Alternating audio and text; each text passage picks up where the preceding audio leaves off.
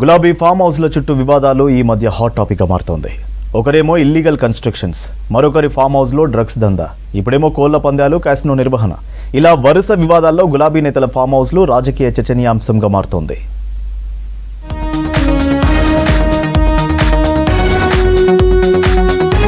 Moinabad farm house case వ్యవహారం తీగలాకితే డొంక కదులుతుంది. కోడి పందాలు, కేసినో వ్యవహారంలో బీఆర్ఎస్ ఎమ్మెల్సీ పోచంపల్లి శ్రీనివాసరెడ్డికి నోటీసులు ఇచ్చారు మోయినాబాద్ పోలీసులు. ఆయన ఫామ్ హౌస్ ఓనర్ గా ఉన్నారు. దీంతో ఈ ఫామ్ హౌస్ లో గుట్టు తేల్చనున్నారు పోలీసులు. 11 ఎకరాలున్న ఫామ్ హౌస్ లీజుకి ఇచ్చానంటున్నారు ఎమ్మెల్సీ పోచంపల్లి శ్రీనివాసరెడ్డి. ఆయనకు పోలీసులు నోటీసులు ఇచ్చారు. దీంతో ఈ వ్యవహారం మరో మలుపు తిరిగింది. హైదరాబాద్ నగర శివారు మోయినాబాద్ లోని పోచంపల్లి ఫామ్ హౌస్ లో అసాంఘిక కార్యక్రమాలు జరుగుతున్నట్లు పోలీసులకు సమాచారం అందింది. పెద్ద ఎత్తున క్యాసినో, కోడి పందాలు, బెట్టింగులు ఇంకా రకరకాల పనులు జరుగుతున్నట్లు సమాచారం అందింది. దీంతో అర్ధరాత్రి సమయంలో పోలీసులు ఫామ్ హౌస్ పై సోదాలు చేసి మొత్తం 64 మందిని అదుపులోకి తీసుకున్నారు పోలీసులు. వాళ్ల నుంచి దాదాపు 30 లక్షల రూపాయలను స్వాధీనం చేసుకున్నారు. బెట్టింగ్ కాయిన్స్, కోళ్ల పందాలకు సంబంధించిన కత్తులను సైతం స్వాధీనం చేశారు. చాలా మందిని సొంత పూచీకత్తుపై విడుదల చేశారు. భూపతిరాజు, శివకుమార్ వర్మను అరెస్ట్ చేసి రిమాండ్కు పంపారు.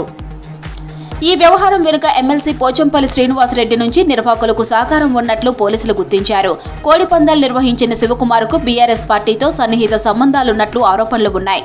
దీంతో విచారణ మొదలుపెట్టారు.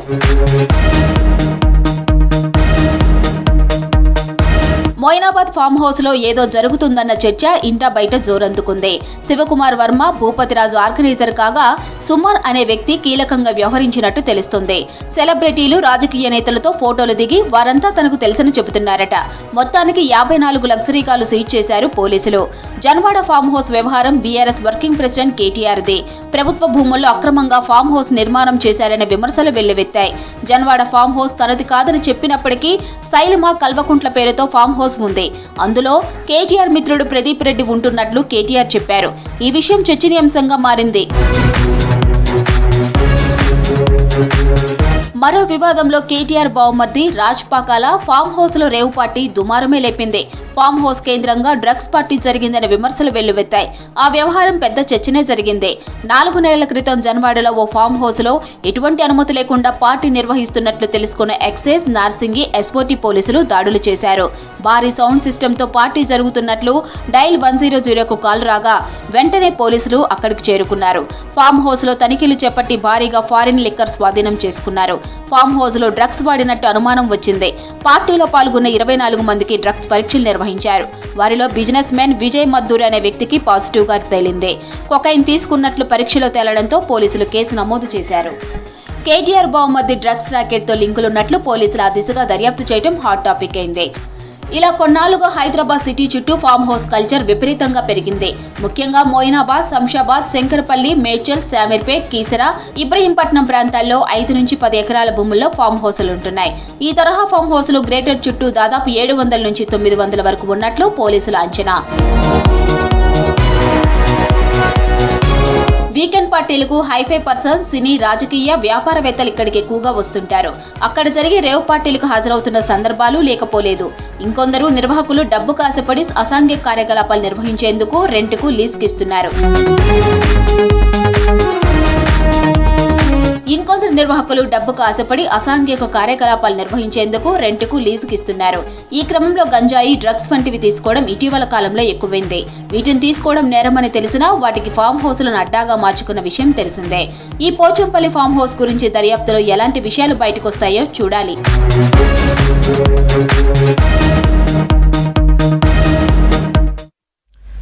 రాజధానికి తలమానికంగా ఉన్న సికింద్రాబాద్ రైల్వే స్టేషన్ భవనాలు నేలమట్టమయ్యాయి. మోడర్నైజేషన్ పనుల్లో భాగంగా 1952లో కట్టిన సికింద్రాబాద్ స్టేషన్ ప్రధాన భవనాలను రైల్వే అధికారులు గురువారం కూల్చివేశారు. దీంతో అప్పటి కళలు, సంస్కృతి ఉట్టిపడేలా నిర్మించిన కట్టడం గత స్మృతిగా మిగిలింది.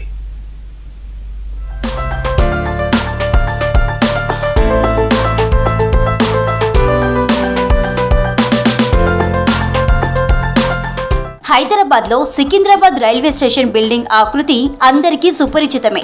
ఒక కోటలా ఉంటుంది. ముఖ్యంగా ఆ రైల్వే స్టేషన్ అంటే గుర్తొచ్చేది ముఖద్వారం. ఇకపై ఆ ఐకానిక్ స్టేషన్ భవనం కనిపించదు. 100 ఏళ్లకు పైగా చరిత్ర కలిగిన రైల్వే స్టేషన్ బిల్డింగ్ ను తాజాగా నేలమట్టం చేశారు అధికారులు. మోడర్నైజేషన్ పనుల్లో భాగంగా స్టేషన్లో కూల్చివేతల పనులు శరవేగంగా జరుగుతున్నాయి. బ్రిటిష్ కాలం నాటి Secunderabad railway station main gate arch గోడలను నేలమట్టం చేశారు.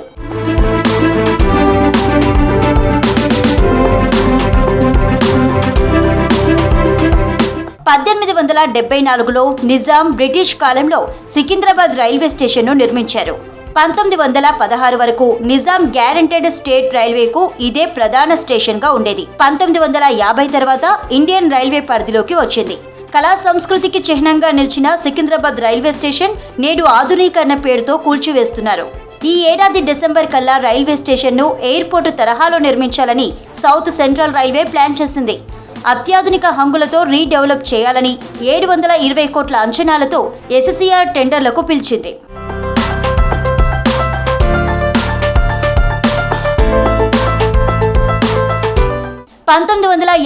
లో సికింద్రాబాద్ రైల్వే స్టేషన్ ప్రధాన భవనాన్ని అప్పటి ప్రభుత్వం నిర్మించింది. దీన్ని పోర్టికో నిజాం ఆర్కిటెక్చర్ కు అనుగుణంగా కోటను పోలి ఉంటుంది. ఈ ఏడాది చివరికల్లా ఎయిర్పోర్టును తలపించేలా మారనున్న సికింద్రాబాద్ రైల్వే స్టేషన్ మోడర్నైజేషన్ పనులు చాలా ఫాస్ట్ గా జరుగుతున్నాయి.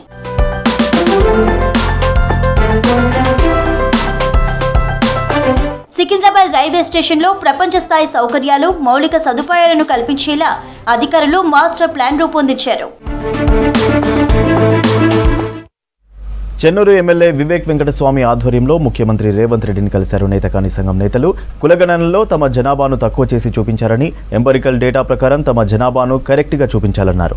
గ్రూప్ సిలో చేర్చబడిన నేతకాని వర్గాన్ని గ్రూప్ ఏలో కానీ బిలో కానీ చేర్చాలని ముఖ్యమంత్రికి వినతి పత్రం అందజేశారు. దీంతో పాటు నేతకాని కార్పొరేషన్ను ఈ బడ్జెట్ సమావేశాల్లోగా ప్రకటించాలని కోరారు. దీనిపై సానుకూలంగా స్పందించిన రేవంత్ న్యాయం చేస్తామని హామీ ఇచ్చారు.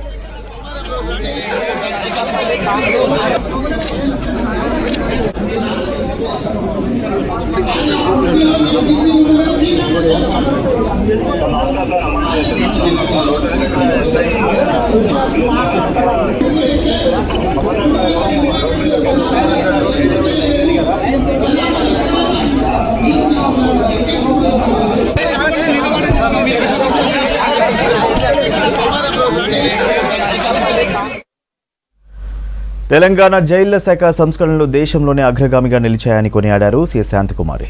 చంచల్గూడ సికాపరేడ్ గ్రౌండ్లో 3 రోజుల పాటు జరిగిన జైళ్ల శాఖ 7వ రాష్ట్ర స్థాయి స్పోర్ట్స్ మీట్ ముగింపు వేడుకలకు ముఖ్య అతిథిగా హాజరయ్యారు సీఎస్ శాంతికుమారి, జైళ్ల శాఖ డీజీ సౌమ్య మిశ్రా. ఖైదీల ఉపాధి, సంపద మీద దృష్టి పెడుతూ జైళ్ల శాఖ సంస్కరణలు అందరినీ ఆకర్షిస్తున్నాయని తెలిపారు డీజీ సౌమ్య మిశ్రా. పోటీల విజేతలకు బహుమతులు సీఎస్ చేతుల మీదుగా అందజేశారు. సిబ్బంది సాంస్కృతిక కార్యక్రమాలు అందరినీ అలరించాయి. ఈ కార్యక్రమాల్లో జైళ్ల శాఖ ఐజీలు రాజేష్, మురళీబాబు, డీఐజీలు డాక్టర్ శ్రీనివాస్, సంపత్, జైలు సూపరింటెండెంట్లు నవాబ్ శివకుమార్ గౌడ్, రామచంద్రం తదితరులు పాల్గొన్నారు.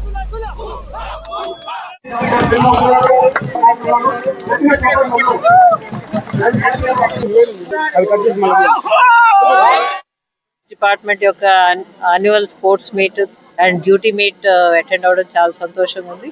అయితే 4 సంవత్సరాల బ్రేక్ తర్వాత DGP prisons and correctional services చాలా చక్కగా ఈ ఈవెంట్ ఆర్గనైజ్ చేయటమే కాకుండా పార్టిసిపెంట్స్ అందరూ కూడా ఇంత ఉత్సాహంగా పాల్గొనటం, తర్వాత ఇన్ని ట్రోఫీలు గెలుచుకోవటం చాలా చక్కగా, చాలా మంచిగా అనిపించింది. I wish all of them the very best and congratulations to doctor Soumya Mishra, DGP.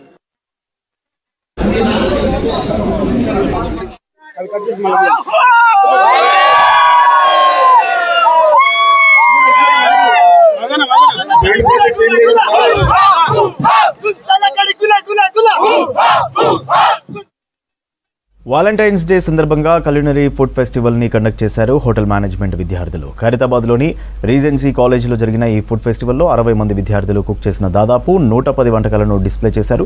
ఇద్దరి మధ్య ఉన్నది మాత్రమే ప్రేమ కాదన్న స్టూడెంట్స్ ఫుడ్తోనూ లవ్లో పడే వాళ్ళు చాలామంది ఉంటారన్నారు. అందుకే వాలంటైన్స్ డే సందర్భంగా స్పెషల్గా కులినరీ బఫెట్ని డిజైన్ చేశామన్నారు. ఫుడ్పై ఉన్న ఇష్టంతోనే తాము హోటల్ మేనేజ్మెంట్ కోర్సులో చేరామన్నారు. ఇక cold cuts, pastry palette, continental వంటకాలైన chicken roulade, red wine braised lamb సాంగ్స్తో పాటు భారతీయ వంటకాలైన గులాబీ పనీర్ టిక్కా, రాయల్ ధమ్ బిర్యానీలు గెస్ట్లను ఆకట్టుకున్నాయి.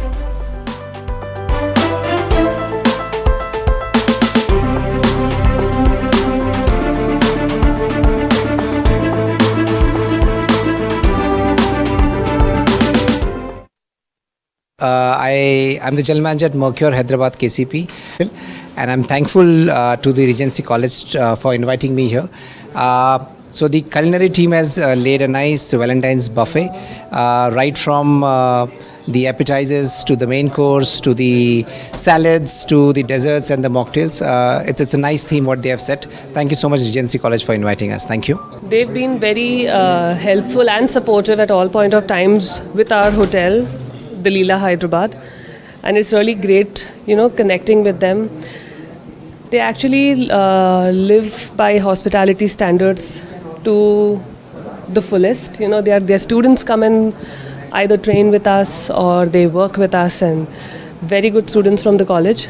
And they always have a lot of these nice festivals and celebrations, and every time it's very mesmerizing to come here and see what they do. It's a very different concept all the time. So yes, I enjoy coming to Regency. Hospitality industry is much ahead than anyone. Students academics ఎలా ఉన్నా, students performance ఎలా ఉన్నా, just వాళ్ళకి కావాల్సిందంటే ఆ passion ఉండి ఆ creative mind ఉంటే anybody can take up this and they can make wonders. ఇప్పుడు ఇండియాలో ఇండియన్ క్విజిన్కి వరల్డ్ వైడ్ చాలా ప్రమోషన్ అవుతుంది. Worldwide Indian food is accepted like anything. ఇప్పుడు as of no from past 5-10 years Indian food the Indian food promotion worldwide ఎలా అంటే lot of demand for Indian chefs across the world. So ఇక్కడ students చదివిన వాళ్ళు కానీ లేకపోతే ఇక్కడ hospitality professionals కానీ చాలామంది they are very much in demand to work around the world. So opportunities ఉన్నాయి, కాకపోతే we need to be little smart enough to understand which course suits and what course gives you what. Hyderabad డిజైనర్స్ని ప్రోత్సహించాలన్న ఉద్దేశంతో clothing exhibition నిర్వహిస్తున్నారు organisers. బంజారాహిల్స్లోని labels the Baba స్పేస్లో ఆనంకారా పేరుతో నిర్వహిస్తున్న ఈ ఎగ్జిబిషన్లో హైదరాబాద్కి చెందిన టాప్ 20 మెంబర్స్ డిజైనర్లు తమ డిజైన్స్ని ఎగ్జిబిట్ చేస్తున్నారు. లోకల్ టాలెంట్కి గ్లోబల్ టచ్ కల్పిస్తున్నామన్న ఆర్గనైజర్లు ఇక్కడి డిజైనర్ల టాలెంట్కి మంచి మార్కెట్ అందించేందుకు ఇలాంటి ఎగ్జిబిషన్లో ఎంతగానో దోహదపడతాయన్నారు. ఈ ఎక్స్పోలో handmade designs, silver jewellery special అట్రాక్షన్గా నిలుస్తోంది.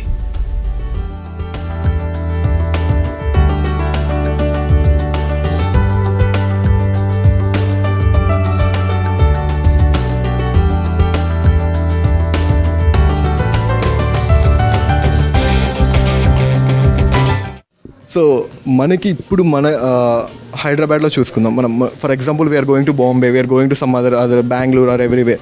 సో ప్రతి చోట there have some recognition for the own designers. So I fell somewhere like మనకి హైదరాబాద్లో ఎక్కడో I'm missing that recognition for the own designers and thing. So I want to provide them the platform of Anamkara to showcase their own designers. We started with we think of 15 designers, but unexpectedly we got the 20 excellent designers. Now ఇప్పుడు మనము the label పాపప్లో ఉన్నాము. So ఇక్కడ మనం ఒక 15 డిజైనర్స్తో ఇప్పుడు run అవుతుంది show. Anamkara exhibition has gathered together some amazing designers who can showcase their collection and reach to the audience, that to right audience. So దానికోసం the team has picked very selectively the designers, and not just that, to make this a beautiful experience, especially today's Valentine's Day, right? So for that they have not just gathered some bright vibrant colors unna designers, but also they are putting up good food stalls and stand-up comedy especially, to make this entirely a beautiful memorable experience. And all the new age brides ఎవరైతే యూఎస్లో ఉంటున్నారో, ఇండియాలో ఉంటున్నారో, only వెడ్డింగ్కి gold prefer చేస్తున్నారు. మిగతా functions అన్నిటికీ matching jewellery కావాలి అంటే మేము కస్టమైజ్డ్ ఆప్షన్స్ ఇస్తున్నాము. వాళ్ళ డ్రెస్కి సెట్ అయ్యేలాగా మేము జ్యువెలరీ డిజైన్ చేస్తున్నాము. సో మా బేస్ వచ్చి mostly everything is from Jaipur, and we use real beads, precious stones, lab grown stones and fresh water pearls. So mostly Victorian jewellery మా స్పెషలైజేషన్.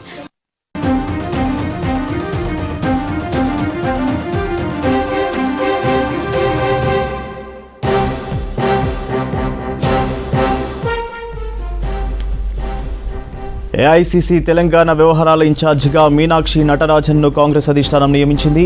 దీపదాస్ మున్షి స్థానంలో మీనాక్షి నటరాజన్ను నియమిస్తూ ప్రధాన కార్యదర్శి కేసీ వేణుగోపాల్ ఉత్తర్వులు జారీ చేశారు. రాహుల్ గాంధీ టీంలో మీనాక్షి కీలకమైన వ్యక్తిగా ఉన్నారు. మధ్యప్రదేశ్కి చెందిన మీనాక్షి గతంలో ఎన్ఎస్ఈఐ జాతీయ అధ్యక్షురాలిగా పనిచేశారు.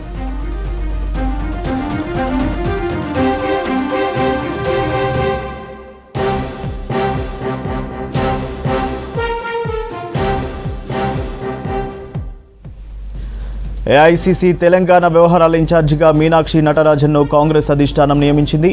దీపాదాస్ మున్షి స్థానంలో మీనాక్షి నటరాజన్ను నియమిస్తూ ప్రధాన కార్యదర్శి కేసీ వేణుగోపాల్ ఉత్తర్వులు జారీ చేశారు. రాహుల్ గాంధీ టీంలో మీనాక్షి కీలకమైన వ్యక్తిగా ఉన్నారు. మధ్యప్రదేశ్కి చెందిన మీనాక్షి గతంలో ఎన్ఎస్యుఐ జాతీయ అధ్యక్షురాలిగా పనిచేశారు. రైట్గా ఇదే విషయంపై డీటెయిల్స్ షరీఫ్ అందిస్తారు. షరీఫ్, రాష్ట్ర కాంగ్రెస్ వ్యవహారాల కొత్త ఇన్ఛార్జికి సంబంధించి అప్డేట్స్ ఏంటి?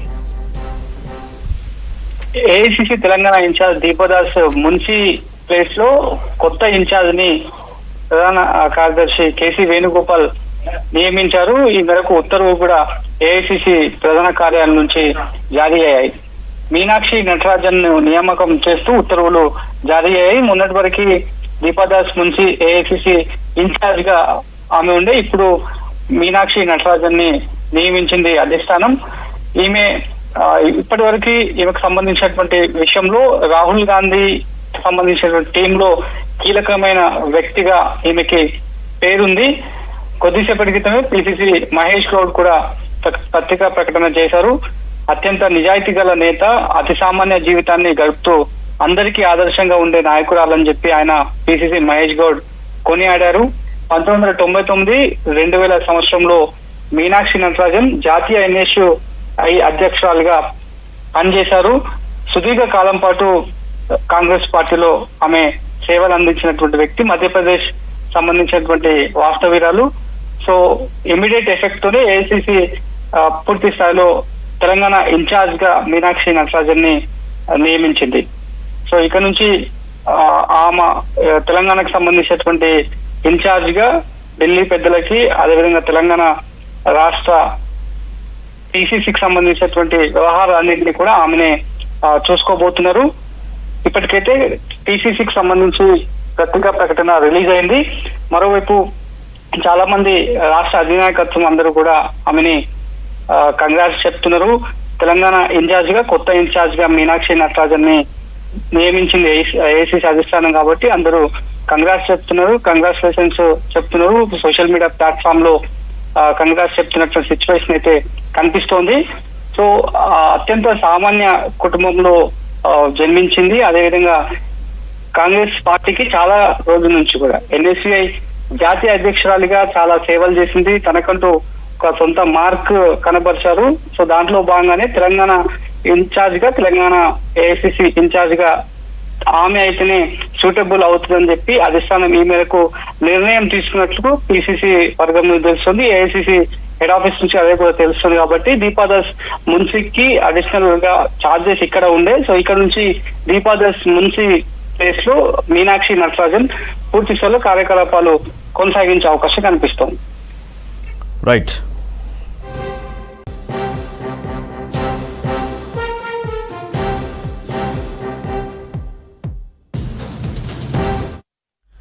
మొయినాబాద్లోని తొలకట ఫామ్ హౌస్లో ఈ నెల 11న కోడిపందాలను పోలీసులు పట్టుకున్నారు.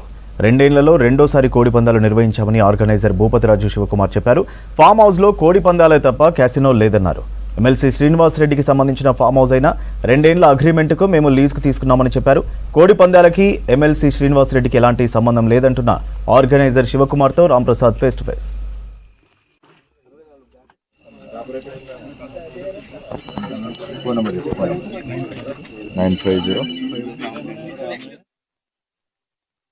ఈ నెల 11వ తేదీన హైదరాబాద్ శివార్లో ఉన్నటువంటి మొయినాబాద్ పరిధిలో ఉన్న తోల్కట గ్రామంలో ఇటు ఫామ్ హౌస్లో అయితే కోడిపందాల ఆట నిర్వహించడం జరిగింది. ఈ కోడిపందాలకు సంబంధించి అటు ఏపీకి చెందినటువంటి వ్యక్తి కోడిపందాలు నిర్వహించడం జరిగింది. దీంట్లో చాలామంది పాల్గొన్నారని చెప్పేసి కూడా పోలీసులు ఇప్పటికే 64 మందిని అదుపులోకి తీసుకోవడం జరిగింది. 64 మందితో పాటు భారీగా నగదును కూడా పట్టుకున్నారు. 30 లక్షల రూపాయల నగదుతో పాటు సుమారు 70 వరకు వాహనాలు, అంతేకాకుండా 80 వరకు కోళ్లను కూడా స్వాధీనం చేసుకున్నటువంటి పోలీసులు ముఖ్యంగా ఇటు కోడిపందాలతో పాటు క్యాసినో కూడా నిర్వహిస్తున్నట్లయితే ప్రచారం జరుగుతుంది. దీనికి సంబంధించి మనతో మాట్లాడేందుకు కోడిపందాలను నిర్వహించినటువంటి ఆర్గనైజర్ అయితే మనం ఉన్నారు, భూపతిరాజు శివకుమార్ వర్మ ఉన్నారు. మాట్లాడే ప్రయత్నం చేద్దాం.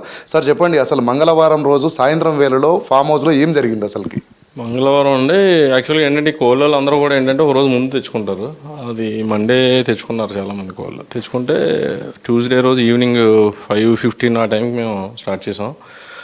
అలాగే లైట్లు తర్వాత చీకటి పడుతుంది కాబట్టి లైట్లు పెట్టాము.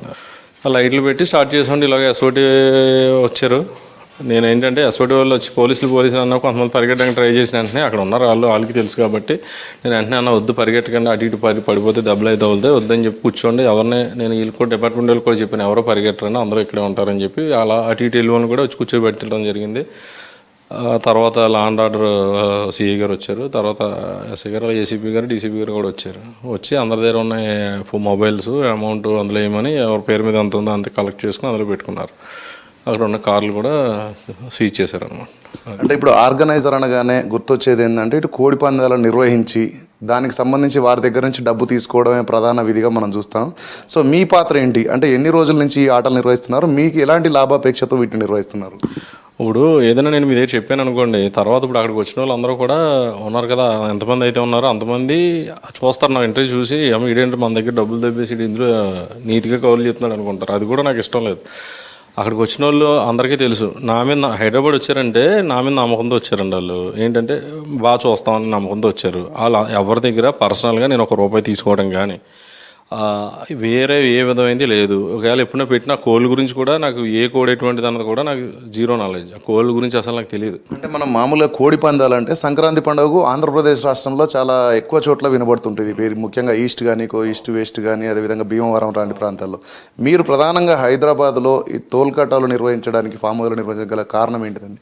అదండి ఇప్పుడు మెయిన్ మాకు ఏంటంటే సంక్రాంతి ఇప్పుడు అందరూ కోళ్ళు మేపుతారండి. అది కూడా కొంచెం అది కూడా ఇబ్బంది అయింది. ఎందుకంటే సంక్రాంతి 3 రోజులు వేసేవి కూడా మిగిలిపోతాయి. అది సంక్రాంతి ముందేమో ఒక కోడి 50,000, 60,000, 70,000 ఉంటాయి. సంక్రాంతి అయిపోయిన తర్వాత ఎందుకు పని చేయకుండా పోతాయి. దాన్ని మళ్ళీ సంవత్సరానికి చాలా మటుకు పని చేయవు కోళ్ళు అయ్యి. అందులో కొంచెం వయసు అయిపోయి ఉంటాయి కదా, పని చేయవు. సరే ఎలా కోసుకుని తినలేరు. ఇప్పుడు ₹50,000 కోడి, ₹40,000 కోడిని ఎలా కోసుకు తింటారా? కోసుకు తినకుండా సరే పందాలు వేసి క్లోజ్ చేసేద్దాం అనుకుంటారా? ఆ విధంగా పందాలు వేస్తున్నారు.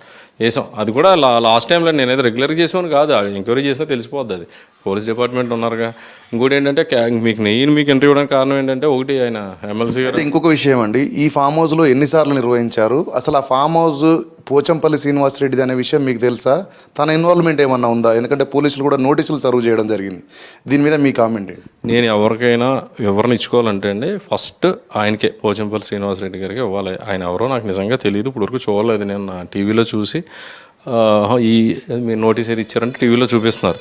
టీవీలో చూపిస్తుంటే ఈయనే కదా, ఆయన చూశాను, ఇదే ఫస్ట్ టైం చూశాను. ఆయన చూసినప్పుడల్లా నాకు చాలా ఇబ్బందిగానే ఉంది. ఎందుకంటే పాపం ఆయనకి తెలియకుండా జరిగింది, ఆయనదని నాకు తెలియదండి. అంటే ఆ ఫామ్ హౌస్ మీకు ఎలా వచ్చింది? మీకును పోచంపల్లి శ్రీనివాసరెడ్డి గారికి మధ్యలో ఎంతమంది వ్యక్తులు ఉన్నారు అసలు? చెప్తాను. మా ఆవిడ ఏంటంటే ఒక సైట్ ఒకటి చూశాను, చుట్టూ కాంపౌండ్ వాళ్ళు ఉంది, బాగుంటుంది అన్నాడండి. ఎవరు నాకు తర్వాత ఒక శ్రీనివాస్ గారని ఆయన నాకు వాట్సాప్ మెసేజ్లు అయ్యి పెట్టేవారు. ఆయన నెంబర్ కూడా ఉంది. నేను ఆయన తర్వాత ఏదో మెసేజ్ పెట్టినా చూడలేదు. మొన్న అంటారు మీరు నాకు రిప్లై కూడా ఇవ్వలేదన్న అంటున్నారు. మీరని నాకు తెలియదని అన్న. ఆయన ద్వారా ఎవరో సతీష్ రెడ్డి గారు అని చెప్పి ఆయన అగ్రిమెంట్ ఇచ్చారంట. అగ్రిమెంట్ కూడా నేను మొన్న చూశాను. అది అగ్రిమెంట్ ఇచ్చారంట అడిగి ఎప్పుడైనా 2 సంవత్సరాల క్రితం. ఈ ఇష్యూ అయ్యాక మరి అగ్రిమెంట్ తీయాలి కాబట్టి తీశారు. ఆ సతీష్ రెడ్డి గారికి ఆయన ఇచ్చారని చెప్పి తెలిసింది. అసలు నాకు ఓనరే నేను ఆయన అనుకుంటాను తప్ప లీజుకి ఇచ్చినోడు మనం అంత పైన ఇంకొక ఆయన ఉన్నారు, ఆయన ఓనర్ అని అనుకోం కదండి. అంటే ఈ 64 మంది కూడా పట్టుబడ్డారు కదా, వారితో పాటు ఇంకొంతమంది పరారయ్యారనేటువంటి కామెంట్స్ కూడా వస్తున్నాయి. అసలు ఈ 64 మంది ఎక్కడి వాళ్ళు? అందులో తెలంగాణ వాళ్ళు ఉన్నారా? అసలు వీళ్ళందరూ ఎవరు? మీకేమవుతారు వాళ్ళందరూ కూడా? 61, 64 అండి. అసలు అక్కడికి ఎంతమంది వచ్చారో నేను కౌంట్ చేయలేను. ఫస్ట్ అక్కడ ఎంతమంది తప్పుకోవడం అనేది కూడా పెద్ద ఏం జరగలేదు. మరి జరిగిందో నేనైతే చూడలేదు. అందరూ నేనైతే ఉండిపోండి, ఎక్కడికి పరిగెట్టొద్దని చెప్పాను నేను క్లియర్గా. అది వాళ్ళకి కూడా డిపార్ట్మెంట్ కూడా తెలుసు. అందులో తెలంగాణ వాళ్ళు 7-8 మెంబర్స్ అంటున్నారు. మరి మేము ఎక్కడ కౌంట్ వస్తామో నాకు తెలియదు. మాలాంటి వాళ్ళు ఒక 15-20 మంది హైదరాబాద్లో ఉన్న వాళ్ళు ఉన్నాం, గతం నుంచి ఉన్న వాళ్ళు. ఆంధ్ర నుంచి వచ్చిన వాళ్ళు 30 మంది ఎంతమంది ఉంటారేమో మంచిగా. అంటే నేను రఫ్గా చెప్తున్నాను. సో ఇది మొత్తంగా చూసుకున్నట్లయితే జరిగినటువంటి కోడి పందాలు ఏదైతే ఉన్నాయో తన మిత్రులతో కలిసి ఆడుకునేందుకు మాత్రమే అక్కడ ఫామ్ హౌస్లోకి వచ్చాము. ఈ క్రమంలోనే అక్కడ క్యాసినోకి సంబంధించినటువంటి ఆధారాలు కూడా ఏమీ లేవు. అసలు క్యాసినోకి అవకాశం కూడా లేదని చెప్తున్న క్రమంలోనే మనం చూడవచ్చు. కెమెరామెన్ ప్రవీణ్తో రాంప్రసాద్, V6 న్యూస్, హైదరాబాద్. గిరిజనుల ఆరాధ్య దైవం సేవాలాల్ మహారాజ్ జయంతి సందర్భంగా రేపు సెలవు ప్రకటించింది సర్కార్. గిరిజన ఉద్యోగులకు రేపు ప్రత్యేక క్యాజువల్ లీవ్ ఇస్తున్నట్టు జీవో జారీ చేసింది. అన్ని శాఖల్లో పనిచేస్తున్న గిరిజన ఉద్యోగులకు ఈ ఆదేశాలు వర్తిస్తాయని సి శాంతికుమారి జీవోలో తెలిపారు. పబ్లిక్ హాలిడే ఇవ్వాలని గిరిజన సంఘాలు ప్రభుత్వాన్ని కోరుతుండగా ఆప్షనల్ లీవ్ను మంజూరు చేసింది.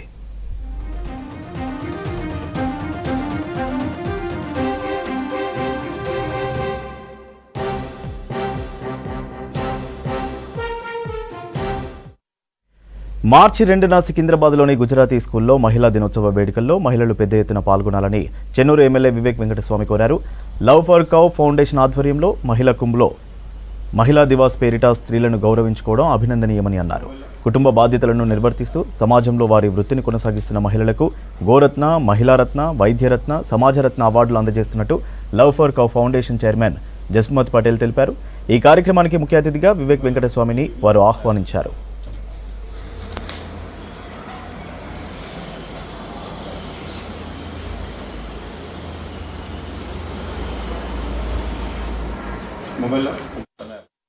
లవ్ ఫర్ కౌ ఫౌండేషన్ ద్వారా 2వ మార్చిన మహిళా దినోత్సవం, మహిళా కుంభ్ ఇంకా మహిళా దివాస్ రోజున గుజరాతీ స్కూల్ సెకండ్రాబాద్లో పెద్ద ఎత్తున కార్యక్రమం చేస్తున్నారు. ఈ కార్యక్రమానికి అందరూ కూడా మహిళా శక్తి చూపించుకోవాలి. మహిళలు ఏదైతే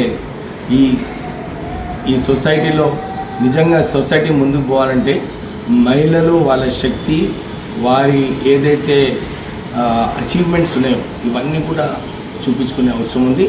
2 మార్చి నాడు ఈ కార్యక్రమాన్ని విజయవంతం చేయాలని చెప్పి అందరినీ కోరుతున్నాం. నగరంలో ఉన్న నాన్ వెజ్ షాప్స్ పైన ఫోకస్ చేసింది జిహెచ్ఎంసీ. కుళ్ళిపోయిన చికెన్, ట్రేడ్ లైసెన్స్ లేకుండానే మాంసం అమ్మకాలు చేస్తున్న షాప్స్కి నోటీసులు ఇస్తున్నారు. తీరు మార్చకుంటే షాప్స్ సీజ్ చేస్తామని వార్నింగ్ ఇస్తున్నారు బల్దీ అధికారులు. సిటీలో నడుస్తున్న చికెన్, బీఫ్ షాపులు ఎలాంటి అనుమతులు లేకుండానే రన్ చేసినట్లు గుర్తించారు అధికారులు.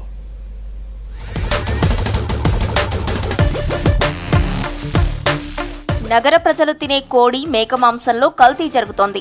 చచ్చిన కోళ్లు, కుళ్ళిన మాంసాన్ని విక్రయిస్తూ కొంతమంది వ్యాపారులు సొమ్ము చేసుకుంటున్నారు. ప్రజారోగ్యంతో చెలగాటమాడుతున్న మాంసం దుకాణాలపై పోలీసులు, జీహెచ్ఎంసీ అధికారులు చర్యలు తీసుకుంటున్నారు. పలుమార్లు హెచ్చరించినప్పటికీ నిబంధనలు పాటించని షాపులను అధికారులు సీజ్ చేస్తున్నారు. గ్రేటర్ హైదరాబాద్ పరిధిలో లైసెన్స్ లేకుండా మాంసం దుకాణాలు నిర్వహిస్తున్న వాటికి జీహెచ్ఎంసీ ఉన్నతాధికారులు నోటీసులు ఇస్తున్నారు.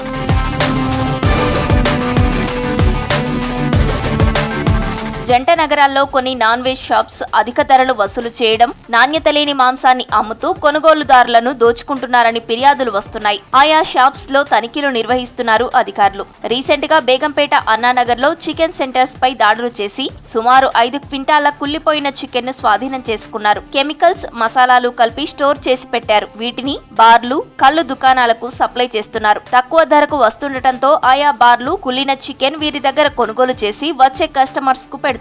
గతంలో ఇదే ఏరియాలో కుళ్ళిన చికెన్ అమ్ముతున్న సెంటర్లపై దాడులు చేశారు. అయినా తీరు మారకుండా ఇలాంటి చికెన్ అమ్ముతున్నారు.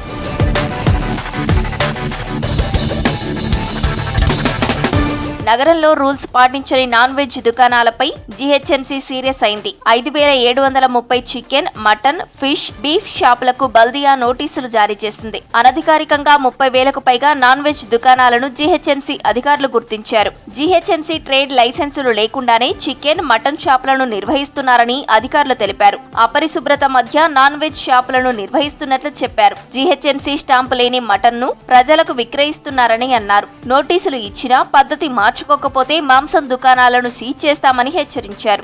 जितना चिकन था वो कंप्लीट डिकम्पोज हो गया था, इसलिए उसको प्रॉपर तरीके से हटाया जा रहा है. इनसाइड सैनिटेशन और कंडीशन अच्छी नहीं थी. पूरे जितने चिकन थे पूरे डिकम्पोज कंडीशन में था, इसलिए निकाला जा रहा है. ये अभी इंफॉर्मेशन टास्क फोर्स के द्वारा मिली है कि ऐसा है इशू है, तो आए ज्वाइंट ऑपरेशन के लिए. ఇన్ని రోజుల పాటు స్థానికంగా ఉన్న ఏఎంహెచ్ఓలు నాన్ వెజ్ షాప్స్ వద్ద వసూళ్లకు పాల్పడ్డట్టు ఆరోపణలున్నాయి. వారి వద్ద ఎంతో కొంత తీసుకుని అపరిశుభ్రంగా ఉన్న ట్రేడ్ లైసెన్సులు లేకపోయినా చూసి చూడనట్లు వదిలేస్తున్నారని ఉన్నతాధికారులు గుర్తించారు. దీంతో సీరియస్ అయిన అధికారులు ఇలాంటి షాప్స్ పట్ల కఠినంగా ఉండాలని హెల్త్ ఆఫీసర్స్ కి వార్నింగ్ ఇచ్చారు. సర్కిల్, జోనల్ వారీగా అనుమతులు లేని నాన్ వెజ్ షాప్స్ ను గుర్తించి నోటీసులు ఇవ్వాలని ఆదేశాలు జారీ చేయడంతో మేల్కొని ఇలాంటి షాప్స్ లో తనిఖీలు చేస్తున్నారు.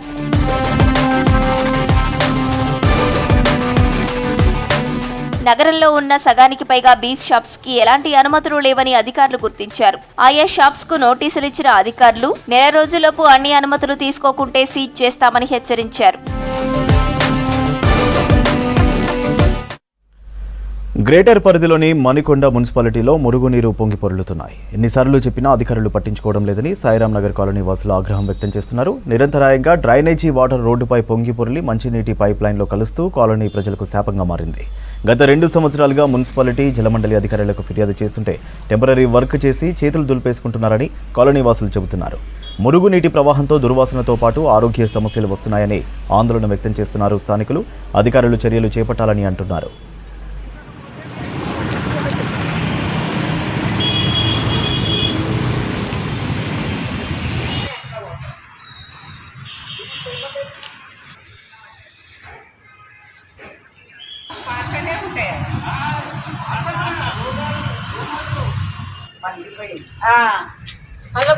మళ్ళా వాళ్ళు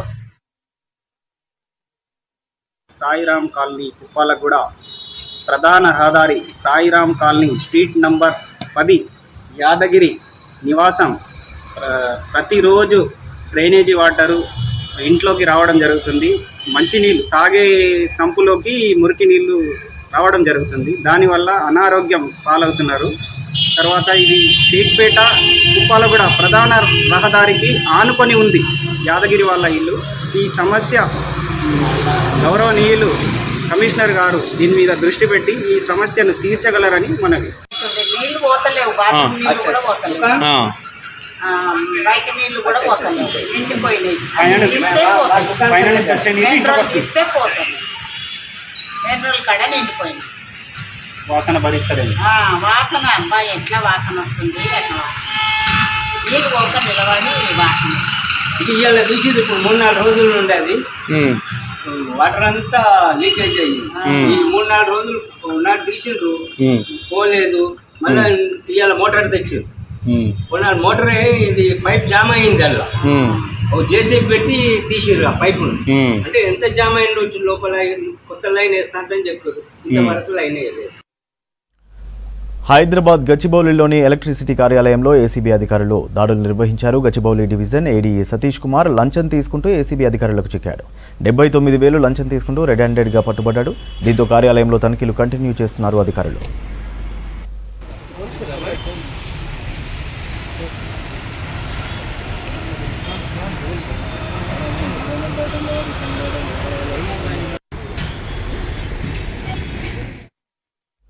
ఇవి హమారా హైదరాబాద్ అప్డేట్స్.